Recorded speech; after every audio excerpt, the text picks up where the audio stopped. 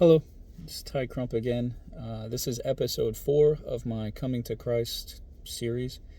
And now that I've gone through the backstory of how I've found my way back home, if you will, now I am going to go over some of the larger revelations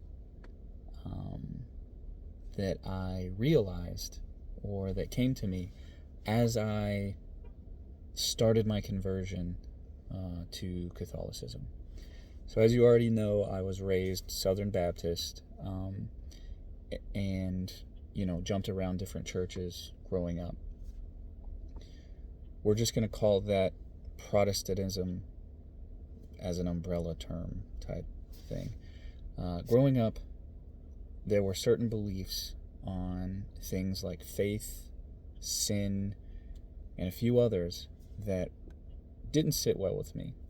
And today we're going to go over specifically faith, because that's probably the most significant one.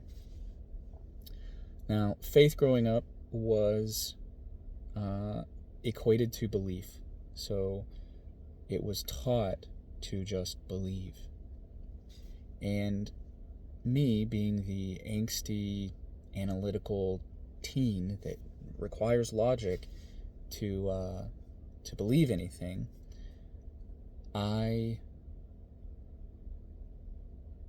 rejected the claim of faith being belief, because it seemed on the surface evil to me, because it meant, to me at the time, it meant that some people were predestined due to the hardwiring of their brain and the lack of proof to go to hell.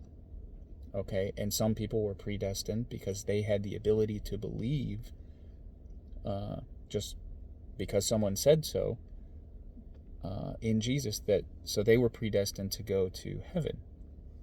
And that's how I saw it growing up. I remember being taught, you just have to have the faith of a child. You just have to have the faith of a mustard seed. And by that they meant belief. You just got to believe a little bit. You just got to believe without reason, referring to the children. But after I came back and came to know Christ as an adult, and after I started going to RCIA and started my conversion to Catholicism, the first thing they teach you in RCIA is what faith is. And in the Catholic faith, in the Catholic religion, faith is not it's not a belief. It's not just a simple belief. They equate it not to belief, but to trust. And this makes a lot more sense to me, because as much as I want to believe that 2 + 2 = fish, I can't, because it just doesn't logically make sense. So if the requirement to get to heaven were belief, and say that it was something like that, say that it was an arbitrary thing like that, well, you have to believe that 2 + 2 = fish. People wouldn't be able to do that. It doesn't make sense. Logically, it's not there. So you're either lying to yourself, saying that you believe it, as well as lying to everyone else that you believe it, or you have something different in your brain that would cause you to genuinely be able to believe it. To me, that is wrong. That is not giving everyone, a fair shake in getting to heaven, because the logic is not there. If we take the Catholic definition of faith, which is trust, that starts to jive more. That starts to really make sense, because it's the same thing as having faith in someone. So belief is still a requirement, right? Because to have trust in something or someone, you have to believe that it exists, okay? But it's not how you would read the Bible, or how you would, attribute faith to a religion. Belief is an automatic prerequisite. Like, you can't just have faith or have trust in God if you don't believe. But it's more than that. I can have faith in a friend. I can have faith in a parent or a grandparent or my wife or anything like that. I can have faith in those people. I already believe they exist because I have reason to believe they exist. But faith is the trust I have in them. Well, how do you build that trust? How do you build faith? Well, you have to have a relationship with them. So I believe they exist. And I think the easiest way to describe this is with a coworker. You get to a new job, you have a coworker. You know they exist, you have reason to believe they exist. But your faith in them may not be the strongest because they're a stranger. They're just an acquaintance. But as you work in this job longer and you work closer together, so on and so forth, you begin to gain trust or build a relationship which causes you to have greater faith in them. Okay? The same thing can be said for the Lord. At first, for instance, when I was a teenager, child, so on and so forth, you just kind of say you believe, right? You just say you believe. And it's not very substantive, or it wasn't very substantive for me. I fall away, but then I come back and I get my proof, my reasoning, my logic to have a relationship with God, right? So I believe he's there because of the reasoning, but now I want to gain a greater faith in him. I want to trust him more because of the relationship that we're progressing in. To me, this is a significant thing because not only is it just, okay, I trust in God. I trust God's going to do the thing, right? I ask, receive, so on and so forth. I just trust God's going to look out for me. That is true, but now, through this trust, I now have a lens to view the world through, to read the Bible with, to, see interactions and identify things that previously, as an atheist, agnostic, or even just a Protestant Christian, I didn't have this before. I read the Bible, and reading the Bible actually caused me to fall away from Christ because I didn't have a lens of faith to read it through. I was reading it as, someone who was ignorant to how you should read it, one, but I was reading it without trust in God. I was reading it without a lens of faith. So in the Old Testament specifically, one of the big things I had problems with, if you add up the number of deaths in the Old Testament, right, I think it comes out to like,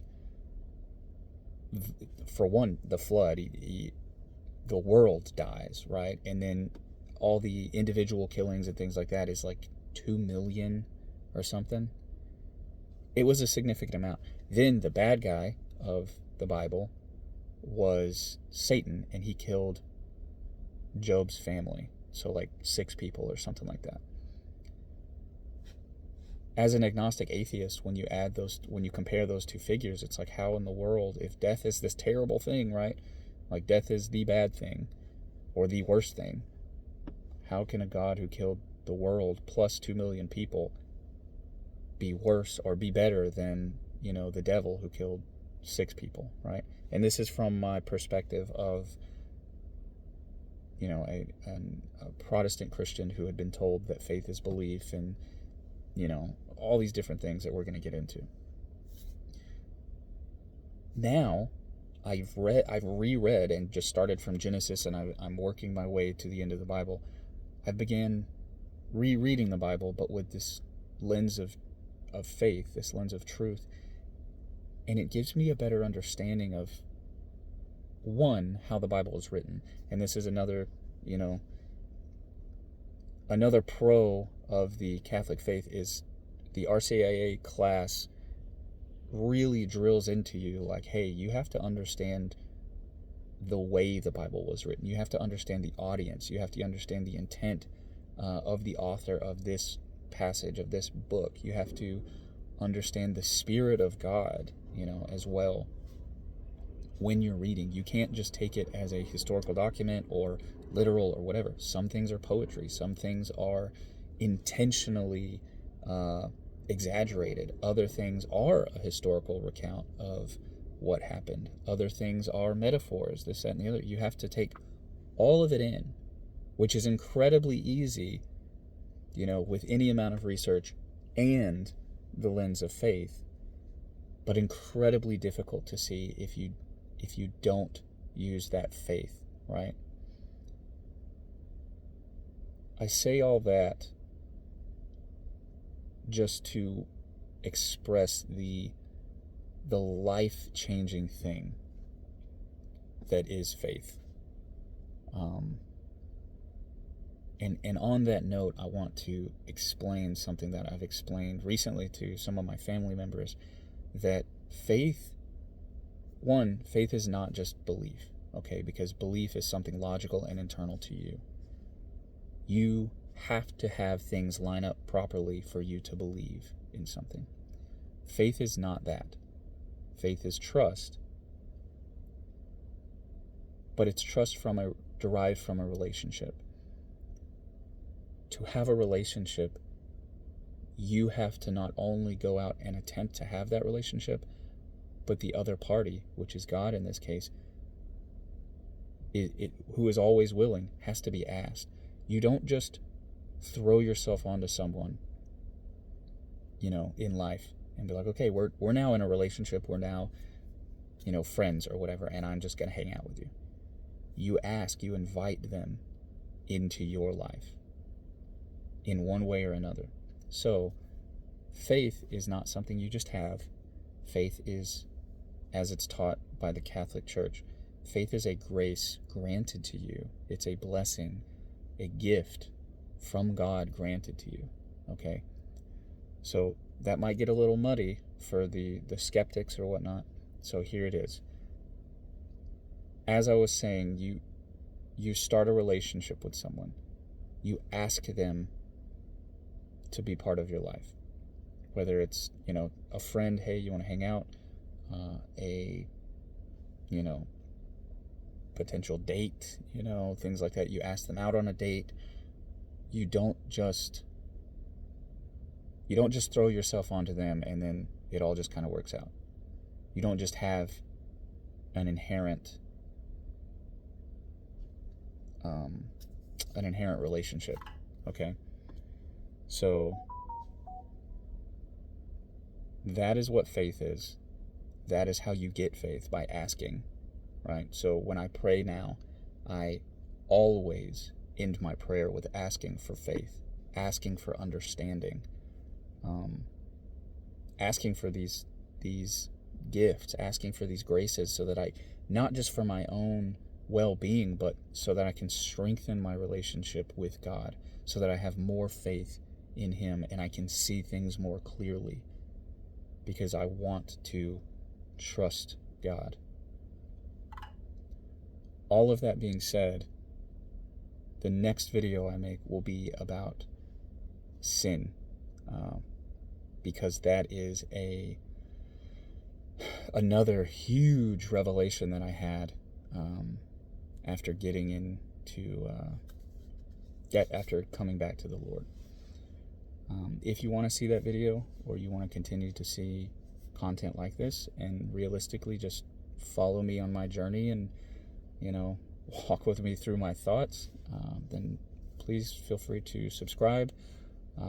Not that you have to, you can just check back later. And yeah, so next video will be over sin and how the differences of sin, as I was taught, which is just a breaking of the rules that God has arbitrarily made, from the Protestant faith, or the Protestant perspective, to the Catholic perspective, which is something entirely different. So thank you. Please check back later. Bye.